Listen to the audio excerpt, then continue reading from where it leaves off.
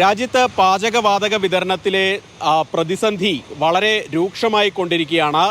പലയിടത്തും പ്രത്യേകിച്ച് വാണിജ്യ സിലിണ്ടറുകൾക്കാണ് ലഭ്യതക്കുറവ് കാര്യമായിട്ട് അനുഭവപ്പെടുന്നത്.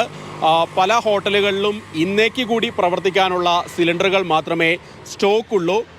പലയിടത്തും കരിഞ്ചന്തയിലാണ് ആളുകൾ ഇപ്പോൾ സിലിണ്ടറുകൾ, ഹോട്ടൽ ഉടമകൾ സിലിണ്ടറുകൾ വാങ്ങുന്നത്. അതും തന്നെ ഭീമമായ വില കൊടുത്ത് വാങ്ങേണ്ട ഗതികേടിലാണ് ഹോട്ടലുകളെല്ലാം തന്നെ ഇപ്പോൾ ഉള്ളത്.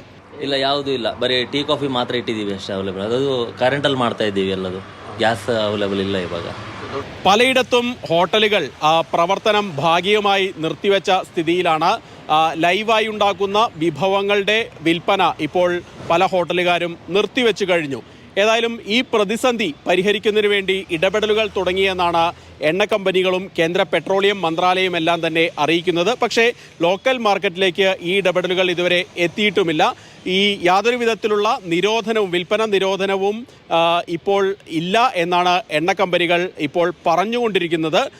ഏതായാലും ഹോട്ടൽ ഉടമകൾ അഭിമുഖീകരിക്കുന്ന പ്രശ്നങ്ങൾ എന്താണ് എന്ന് മനസ്സിലാക്കുന്നതിന് വേണ്ടി കേന്ദ്ര സർക്കാർ നിയോഗിച്ച സമിതി, അതായത് Bharat petroleum, Hindustan petroleum, Indian oil corporation, ഇതിൻ്റെയൊക്കെ പ്രതിനിധികൾ ഉൾപ്പെട്ട സമിതി ഹോട്ടൽ ഉടമകളുടെ അസോസിയേഷനുമായി ചർച്ചകൾ നടത്തുമെന്ന് അറിയിച്ചിട്ടുണ്ട്. രാജ്യത്തെ വിവിധ സംസ്ഥാനങ്ങളിലെ മുഖ്യമന്ത്രിമാരെല്ലാം തന്നെ ഇപ്പോൾ കേന്ദ്രത്തിന് കത്തെഴുതിയിട്ടുണ്ട്, MP-മാർ കത്തെഴുതിയിട്ടുണ്ട്.